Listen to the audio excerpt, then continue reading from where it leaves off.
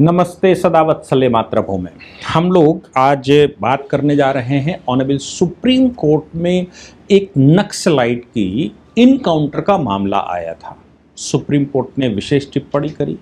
Supreme court में जो plea की गई थी वो ये थी कि पहले पुलिस ने गिरफ्तार कर लिया, यानी कि सिक्योरिटी फोर्सेस ने टॉप नक्सलाइट था देश का बड़ा नक्सलाइट, उसका कमांडर, चीफ कमांडरों में से उसको गिरफ्तार कर लिया। गिरफ्तार करने के बाद पुलिस ने फेक एनकाउंटर किया, यानी कि सिक्योरिटी फोर्सेस ने फेक एनकाउंटर किया और ये फेक एनकाउंटर करने के बाद उन्होंने घोषित कर दिया कि भाई नक्सलाइट फ्री एरिया हो गया है। ऐसा नहीं है, ये फेक एनकाउंटर है, इसकी सीबीआई जांच होनी चाहिए। इसके लिए एक एसआईटी, और सीबीआई पर भी भरोसा नहीं है, इसके लिए एक एसआईटी सुप्रीम कोर्ट को बनानी चाहिए। सुप्रीम कोर्ट एसआईटी बना दे तो फिर ये पता किया जाए कि ये फेक एनकाउंटर था और जिन लोगों ने फेक एनकाउंटर किया उनको दोषी ठहराया जाए। मैं बात कर रहा हूं कथा रामचंद्रन की। कथा रामचंद्रन तेलंगाना से था, बहुत बड़ा मतलब लॉ ग्रेजुएट था और पूरा एक सिस्टमेटिक, दिल्ली से लेकर वहां तक सिस्टमेटिक चला रहा था। और वो मतलब उसको जब सीज किया गया तो 7 करोड़ का तो उसको मतलब वो मिला है, 52 लाख रुपया उसके पास मिला है और तमाम तरह की संपत्तियां, और उसका एक स्ट्रक्चर, उसके कुछ लोग भी साथ में मारे गए। राजा चंद्रन इस पिटिशन को सुप्रीम कोर्ट में लेकर आए और गोंसाल्विस साहब, जैसा कि एज यूजुअल, वो गए और उन्होंने कहा कि साहब ये तो भारत के नागरिक का फेक एनकाउंटर किया गया है, अगर आपने पकड़ लिया था तो फिर आप उसको जेल भेज देते, हम उसकी लीगल लड़ाई लड़ते। लेकिन पुलिस को फेक एनकाउंटर करने का या प्रशासन को फेक एनकाउंटर करने का कहाँ राइट है? और वो आंध्रा, तेलंगाना और इधर एक्टिव था। आंध्रा में सरकार बदल गई है, उधर छत्तीसगढ़ में भी सरकार बदल गई है, मध्य प्रदेश में सरकार पहले से थी, इधर झारखंड एक समस्या है, बिहार में सरकार दूसरे तरह की। तो जो नक्सलाइट एरिया और जहां से ये शुरू हुआ वहां सरकारें बदल गई हैं। अमित शाह जी ने और नरेंद्र मोदी जी ने जब सत्ता में आए थे तो 2-3 बड़े टारगेट रखे थे। एक तो यह है कि घुसपैठियों वाला विषय चल रहा है जिस पर सरकार काम कर रही है। 370 पर उन्होंने कहा था, 370 का काम कर दिया है। सीएए पर कहा था, सीएए का काम हो गया। राम मंदिर की बात आई थी, राम मंदिर पर काम हो गया। और अब इसके अतिरिक्त इंफ्रास्ट्रक्चर, देश में इंफ्रास्ट्रक्चर बना ही रहे हैं, देश में इन्वेस्टमेंट ला ही रहे हैं, देश में रोजगार सृजन हो ही रहा है, देश में फैसिलिटी के मामले में सरकार पूरी शक्ति से लगी हुई है। और इंटरनेशनली भी पाकिस्तान को डेमोलाइज करना, चाइना को पीछे करना, और ये सब चल ही रहा है। फिर भी भारत में अब जो बचा था वो बचा था घुसपैठिए, इस्लामिक, भारत में 3-4 समस्याएं, कम्युनिज्म अपने आप में एक समस्या है, फिर उसके बाद इस्लामिक चरमपंथ अपने आप में एक समस्या है, चाइना दूसरी बड़ी समस्या है, इवेंजिकल चर्च यानी कि जो सिस्टम है वो अपने में समस्या है, और foreign investment in global market forces, ये भारत की बड़ी समस्या है। इनको कैसे दूर किया जाए? मैंने आपको आज सुबह, मतलब अभी आप पिछला एक लेक्चर रिकॉर्ड किया था जिसमें अमेजन भारत में एंट्री मारना चाहता था रिटेल मार्केटिंग में, कैसे रिलायंस के थ्रू मोदी जी की सरकार होते हुए उसको बाहर किया गया, सुप्रीम कोर्ट तक मामला पहुंचा था। यानी कि भारत के उपभोक्ता को भी बचाया जाए और भारत के रिटेलर्स को भी बचाया जाए। ये सब भारत सरकार कर रही है। ग्लोबल मार्केट फोर्सेस जितना उसमें लग रही हैं, अब चूंकि इंटरनेशनल पॉलिसी के हम हिस्से हैं इसलिए वो सब भारत में आएंगे, स्वाभाविक है, हम इन्वेस्टमेंट ला रहे हैं तो वो आएंगे ही, और आएंगे तो भारत को डिस्टर्ब भी करेंगे, और भारत को डिस्टर्ब करके भारत में ब्रिटिश ईस्ट इंडिया कंपनी या फिर डच ईस्ट इंडिया कंपनी, इनकी तरह वो भारत में मैनिपुलेट करके समय मिलने पर, अवसर मिलने पर भारत को घुमाएंगे भी। लेकिन यहां मोदी जी बैठे हुए हैं, और मोदी जी बैठने का मतलब यह है कि इनको किसी को भी सफल नहीं होने देंगे। अब नक्सलाइट बड़ी भारी समस्या है। अब नक्सलाइट मतलब जंगल क्षेत्र पूरा कब्जा करके रखा हुआ था।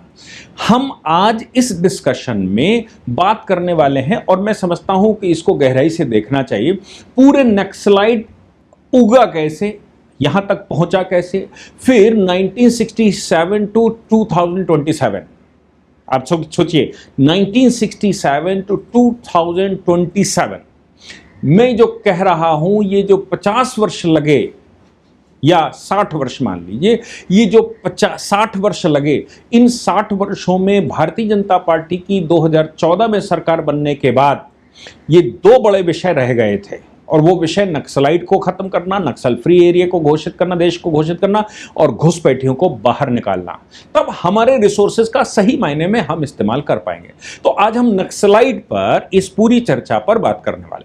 सुप्रीम कोर्ट में जब वो गए कि इस पर साहब SIT बना दीजिए कथा रामचंद्रन के मामले में, सुप्रीम कोर्ट के 2 जजेस की बेंच ने कहा, उन्होंने कहा साहब देखो फोटोज देख लीजिए, इस पर मार्क नहीं है, फलाना नहीं है, ढिमाका नहीं है, बॉडी को प्रिजर्व करके रखा जाए। हाई कोर्ट में हम जा चुके हैं। सुप्रीम कोर्ट ने 2025 में जब ये हुआ था, तब सुप्रीम कोर्ट ने आदेश कर दिया था कि बॉडी को प्रिजर्व करके रखा जाए। हाई कोर्ट में मामला चल रहा था, हाई कोर्ट ने SIT बनाने को डिसमिस कर दिया। जैसे ही हाई कोर्ट ने डिसमिस किया तो बॉडी डिस्पोज कर दी गई। अब उनका कहना है कि ये फोटोग्राफ्स हैं साहब, इसमें ये देखिए, ये मारपीट के निशान हैं, ये फलाने निशान है, और ये उसको सताया गया, ले जाया गया, .0 से गोली मारी गई, और वो ये कोई इनकाउंटर नहीं था। सुप्रीम कोर्ट के एक जज ने कहा कि भाई देखो, जब कोई इनकाउंटर हो रहा होता है या फिर जो वॉर हो रहा, को कन्फ्लिक्ट हो रहा होता है, वहां पर इस तरह के दाग पड़ना, भागते समय, गिरते समय, उल्टे फांदते समय, ये जो निशान आप दिखा रहे हो, ये आवश्यक नहीं है कि ये मारपीट के ही हो। जब नक्सल एरिया में, जंगल में कोई व्यक्ति रहता है तो जंगल में रहते हुए भागा होगा, पुलिस से बचने की कोशिश करी होगी, प्रशासन मतलब जो सिक्योरिटी फोर्सेस हैं उसके पीछे पड़ी होंगी, उन्होंने सबने रोकने की कोशिश की होगी। इसलिए इस मामले में ये नहीं कहा जा सकता कि ये मारपीट के। दूसरा बात बचती है कि गन पॉइंट की, तो देखिए जब कन्फ्लिक्ट हो रहा होता है, दोनों तरफ से गोलियां चल रही होती हैं, तो उसमें यह नहीं देखा जाता कि नजदीक से है कि दूर से है, कि कौन सी गोली लगी कौन सी नहीं लगी। भाई नक्सलाइट जो देश की बड़ी समस्या है, पूरे जंगलों पर कब्जा करके बैठे हुए थे, सरकार उनको एलिमिनेट कर रही है। तो Naxalite, right of Naxalites and right of citizen, इन दोनों में फर्क है। नक्सलाइट्स को इनकाउंटर करते समय कोई वहां फूलों का गुच्छा लेकर नहीं बैठा है, कोई वहां पर वो लेकर नहीं बैठा है कि उनको वेलकम किया जाएगा कि आइए आप नक्सलाइट हैं, हम पुलिस फोर्सेस हैं, आपको वेलकम करते हैं, और ना ही कोई कोर्ट उनको वेलकम करेगा। भाई ये तो समस्या है, ये तो प्रूव्ड है ना कि वो नक्सलाइट था, ये तो प्रूव्ड है कि वो नक्सलाइट मूवमेंट चला रहा था, ये तो प्रूव्ड है कि वो राष्ट्रीय स्तर का कमांडर था, ये तो प्रूव्ड है कि उसने मैनिपुलेट करके रखा था आंध्र, तेलंगाना और छत्तीसगढ़ को। तो ऐसी पोजीशन में उस आदमी के लिए आपको इतनी सिंपैथी क्यों? आप हमारे पास आए हैं कि SIT बना दीजिए और ये घोषित कर दीजिए कि साहब वो जो है वो इनकाउंटर में नहीं मारा गया, उसको जानबूझ के पुलिस ने। इससे लाभ क्या होने वाला है? सुप्रीम कोर्ट ने कहा हम वेलकम नहीं करेंगे नक्सलाइट्स का। यानी कि वो जो ऑनरेबल चीफ जस्टिस कह रहे थे कि हम रेड कारपेट नहीं बिछाएंगे रोहिंग्या बांग्लादेशियों के लिए, वो कह रहे थे घुसपैठियों के लिए यहां आप ये चले, आपके पास देश में और भी बहुत काम होंगे, वहां जाइए ना, वो काम करिए, देश में बहुत गरीबी है, बहुत सारे डेवलपमेंट के काम। आपको ये रोहिंग्या बांग्लादेशियों पे ही सिंपैथी लगती है। ये ऑनरेबल जस्टिस सूर्यकांत ने आते ही कहा था। आज बेंच ने, ऑनरेबल जस्टिस सतीश मिश्रा बैठे हुए थे, उन्होंने कहा नक्सलाइट को हम किसी भी हालत में फूलों के गुलदस्ते देकर स्वागत नहीं कर सकते। नक्सलाइट होता है और नक्सलाइट का एलिमिनेशन फाइनल डेस्टिनेशन है। नक्सलाइट या तो सरेंडर कर देता, नहीं सरेंडर किया तो कैसे मरा, क्या मरा, उसका एलिमिनेशन ही एक फाइनल सोल्यूशन था।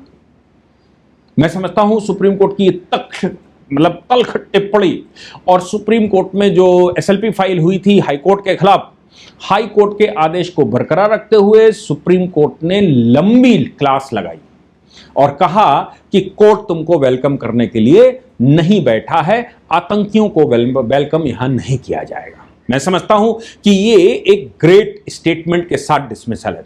लेकिन अब ये तो सुप्रीम कोर्ट की मैंने बात कही, लेकिन कथा रामचंद्रन जो कि एक लॉ ग्रेजुएट था, मैनिपुलेट करता था, ऑर्गेनाइज तरीके से क्राइम करता था, जंगलों से वसूली करता था, वहां से निकलने बैठने वालों पर बैरियर लगाकर पैसे लेता था, क्या उसको वेलकम किया जा सकता है? नहीं किया जा सकता। अब नक्सलाइट को एलिमिनेट करने का अगर देश में टारगेट बीजेपी ने साधा है तो इसमें क्या बुराई है? अब उसका तरीका कुछ भी हो सकता है, उन्होंने साफ किया है और अमित शाह लगातार कह रहे हैं कि हमने नक्सल फ्री देश कर दिया है और हम दोबारा जन्मने नहीं देंगे। अगर कोई एक आध उठेगा तो हम छोड़ेंगे नहीं। उन्होंने उसकी स्ट्रैटेजी बनाई थी। स्ट्रैटेजी में उन्होंने कहा था कि भाई देखो आप सरेंडर कर दीजिए, आप सरेंडर, ये समाधान योजना चलाई थी, समाधान योजना में उन्होंने कहा सरेंडर कर दीजिए, हम आपको रिहेबिलिटेट करेंगे। आप रिहेबिलिटेट नहीं करना चाहते तो आप छोड़कर चले जाइए, और अगर नहीं मानोगे तो हम इलिमिनेट कर देंगे, इनकाउंटर में खत्म कर देंगे।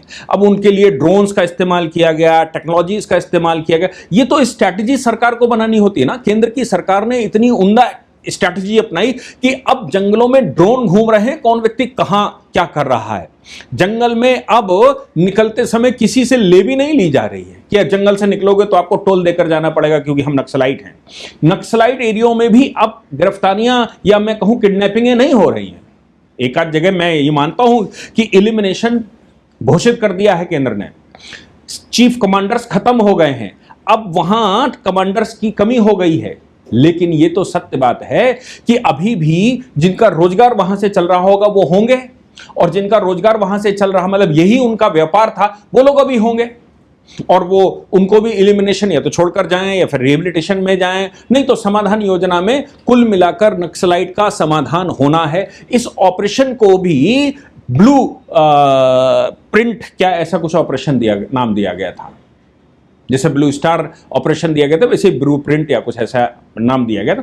हम एक चीज को समझ लें कि नक्सलाइट मूवमेंट कांग्रेस के टाइम पर उपजा कैसे, और 2004 में जब कांग्रेस की सरकार बन गई केंद्र में, तब नक्सलाइट एकदम चरम पर कैसे आ गया। 2004 में नक्सलाइट चरम पर आने का कारण यह था कि 2004 में जब कांग्रेस की सरकार बनी तो वो कम्युनिस्टों के साथ बनी, कम्युनिस्टों ने सपोर्ट किया, तो कम्युनिस्टों के नक्सलाइट ग्रुप जो बने हुए थे उन्होंने चांदी काटी, वो आ गए, उन्होंने कहा भैया अब हमारी सरकार है, अब डर काहे का, जब सैयां हो गए कोतवाल।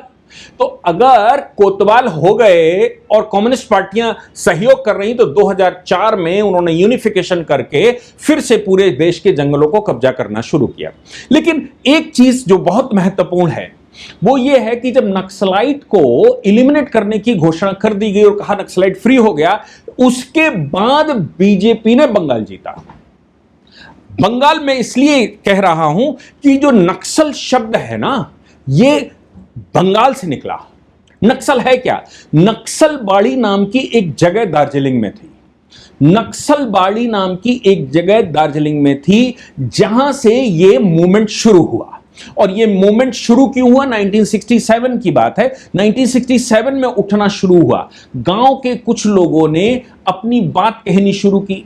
आइडियोलॉजी चारू मजूमदार नाम के एक व्यक्ति ने ये कहा कि भाई अगर हमको सुविधाएं नहीं देंगे तो हम हमारे क्षेत्र में तुमको घुसने नहीं देंगे। ये मई 1967 की बात है, हम घुसने नहीं देंगे। ऑर्गेनाइज तरीके से सेनाएं खड़ी, मतलब आदमी खड़े किए गए, और सीपीआई एमएल, यानी कि जब सीपीआई की बात करते हैं, communist party of India, Maoist शुरू की गई, माओइस्ट तरीके से हम करेंगे। इसलिए जो लोग माओइस्ट, वो माओइस्ट भी कहते हैं और नक्सलाइट भी कहते हैं। नक्सलाइट मतलब नक्सलबाड़ी नाम की एक दार्जिलिंग में जगह, जिस गांव से ये शुरू हुआ, इसलिए उसको नक्सल मूवमेंट कहा गया। और इन लोगों को जो इसको फॉलो करते हैं 1967 से अभी तक, ये नक्सलाइट अपने आप को कहते हैं कि भाई हम नक्सल मूवमेंट के पार्ट हैं।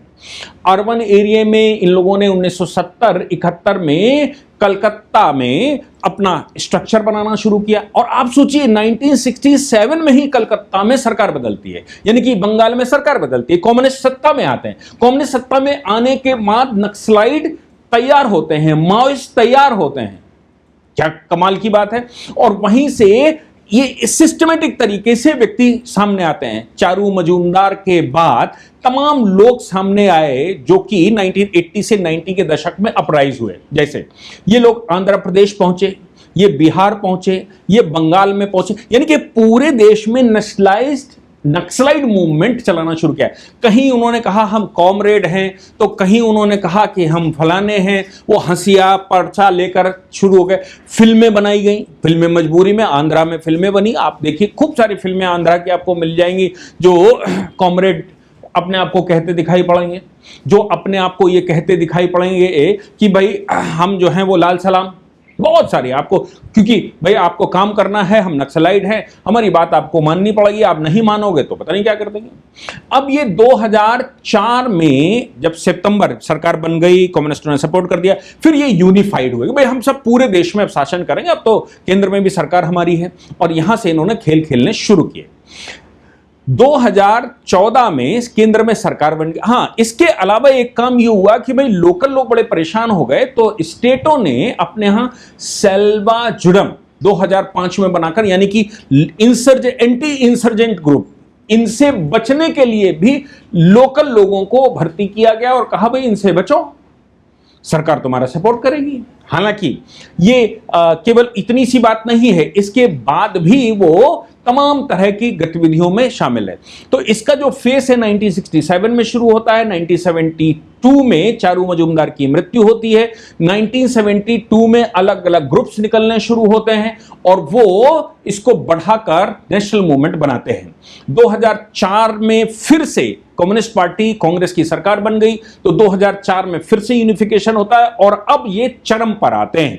2014 में केंद्र की सरकार इनको मारना शुरू करती है। 70% तक ये इंसर्जेंट खत्म होते हैं, टॉप लीडरशिप पूरी मार दी जाती है और जंगल में प्रोटेक्शन को लेकर कोर जंगल पॉकेट्स बना दी गई। कुछ पॉकेट्स में ये लोग रह गए और बाकी केंद्र, मतलब जो बड़े नेता थे वो सब मार दिए गए। जब सब बड़े नेता मार दिए गए, अब सवाल ये पैदा हो रहा था कि आखिर इनके पीछे कौन है। तो चाइना और म्यांमार इनको सपोर्ट कर रहा था। इसके अलावा मतलब वहां से प्रोक्यूरमेंट मिल रहा था। नेपाल का जो कंपोसा प्लेटफॉर्म था, यानी कि कम्युनिस्ट सब इकट्ठे होकर नेपाल में सरकार उन्होंने बनाई। नेपाल में जब वो सिस्टम में आए, उन्होंने राजा को पलटा, तो फिर वो इनके सपोर्ट में आ गए। इसके अलावा पाकिस्तान भारत को डिस्टर्ब करना ही चाहता था, तो पाकिस्तान ने आईएसआई के का उपयोग करके एक्सप्लॉइट करना शुरू किया, हथियार वगैरह भेजना शुरू किया। आर्म्स की सीधी व्यवस्था नॉर्थ ईस्ट ग्रुपों के, जो मोइवा ग्रुप हैं या NSCN हैं या और जो ग्रुप थे जो वहां इंसर्जेंसी चला रहे थे कि हम तो ईसाई हैं, हम तो बाहर जाएंगे, हम तो भारत है ही नहीं, उनका भी सपोर्ट, ये सब एक यूनिफाइड होने लगे। डोमेस्टिक लिंकेज भी पॉलिटिकल पार्टियों के मिलने लगे। ये लोग क्या करने लगे कि जंगलों को घेरकर, जंगल में अगर आप कुछ भी करेंगे, आप वहां से मिनरल्स निकालेंगे, आप वहां से खुदाई करेंगे, तो आपको लोकल एरिया कमेटी को टैक्स देना पड़ेगा। और बाद में जो अगर आप चुनाव जीतना चाहते हैं तो वो भी सपोर्ट करेंगे। उनके क्षेत्र में जो लोग रहते हैं उन विधानसभाओं में, उन लोकसभाओं में यही बताएंगे कि किसको क्या करना है, उसका पेमेंट दीजिए। टैक्टिकल अलाइनमेंट भी सामने आए कि भाई ये कैसे वो करते हैं। इन सबको अगर ध्यान में रखा जाए तो 1200 करोड़ रुपए का एक सिस्टम इन्होंने बना लिया। 400 से ज्यादा अर्बन फ्रंट ऑर्गेनाइजेशन ने बना ली। 52 करोड़ या 50 करोड़ के लगभग एनआईए ने सीज किया है सामान। 1200 करोड़ रुपए का ये पूरा कारोबार, ये वैसे ही था जैसे कि जाफना में प्रभाकरण का था। ये भाई हमारे क्षेत्र में आओगे तो हमें टैक्स दोगे, इनका जो खनन होगा वो सब हमारा है। ये लोग भी नक्सलाइट क्षेत्रों में ऐसा कर, जो नहीं देगा उसको ये पकड़ लेंगे तो फिरौती लेंगे, नहीं मानोगे तो मार देंगे। लेफ्ट विंग एक्सट्रीमिस्ट इनको सपोर्ट करके, और कांग्रेस उसी प्रकार की विचार रखती थी। कांग्रेस जब जब सत्ता में आई तो लेफ्ट बढ़ा। आपको पता है कि 1951 में पहले नंबर पर कांग्रेस और दूसरे नंबर की पॉलिटिकल पार्टी देश में लेफ्ट होती थी। भारतीय जनता पार्टी या फिर जनसंघ का उदय ही हुआ था, मतलब पैदा ही हुई थी, 1951 में पैदा हुई। तो जनसंघ 2 सीटें लेकर उस समय सिस्टम में आई थी, लेकिन कम्युनिस्ट पार्टी पहले से चल रही थी, वो पॉलिटिकल थी। ये सारा ब्लूप्रिंट, इसके पीछे 2017 में केंद्र सरकार ने समाधान डॉक्ट्रिन शुरू की कि भाई इसका हम समाधान करेंगे और इनको ट्रेस करेंगे। ट्रेस करके, इसके लिए ट्रेस करने के लिए हम जितने आधुनिक चीजें हो सकती हैं, मोबाइल फोन की ट्रैकिंग है, ड्रोन लगाकर करना, बाकी का इंफ्रास्ट्रक्चर में जो इंफॉर्मेशन, सब इंफॉर्मेशन एक जगह कलेक्ट करेंगे और नंबर बाय नंबर इनको एलिमिनेट करेंगे और इनका काम खत्म कर देंगे। आप ये समझ लीजिए कि केंद्र में सरकार मोदी जी के आने के बाद, यानी कि 2014 से 24 की बात करें, 24 तक 50% से ऊपर ये सब काम खत्म हो चुका था और इनका इंफ्रास्ट्रक्चर सब खत्म हो चुका था। इनकी फाइनेंस पर, रूट पर हमले किए गए थे। सिक्योरिटी फोर्सेस चारों ओर से घेर कर लगा दी गई थी और इनका काम कैसे खत्म हो, इंफ्रास्ट्रक्चर ऐसा तैयार कर लिया गया था, सारे सिस्टम को चोक कर दिया गया था। मैं समझता हूं कि केंद्र की सरकार, जो होम मिनिस्ट्री का काम है, होम मिनिस्ट्री ने अपना काम परफॉर्म किया। हालांकि इससे पॉलिटिकल डिस्कोर्स लगातार बदलता है। जो सबसे इंपॉर्टेंट बात है कि दार्जिलिंग से शुरू हुआ था। नक्सल का मतलब नक्सलाइट एरिया, नक्सलवाड़ी दार्जिलिंग वेस्ट बंगाल की, वेस्ट बंगाल से शुरू हुआ 1967 में। कम्युनिस्टों की सरकारें देश में बननी शुरू हुई, सिस्टम बनना शुरू हुआ और 2027 से पहले 60 साल पूरे होने से पहले रिटायर हो गए। और अब बंगाल में भी सरकार बदल गई है। नक्सलाइट का सफाया, क्योंकि नक्सलाइट का नेक्स्ट मूवमेंट होता है इन्फिल्ट्रेशन। इन्फिल्ट्रेशन यानी कि घुसपैठियों को बाहर निकाल रही है। मैं समझता हूं कि देश में जो करने के काम 1947 में थे वो अब 2014 के बाद सही से होने शुरू हुए और मैं समझता हूं उनके परिणाम भी अब हमको दिखाई दे रहे हैं। आपको क्या लगता है, कैसा लगता है, जरूर लिखकर बताएंगे, ऐसा मैं विश्वास करता हूं। जय हिंद, जय भारत, वंदे मातरम।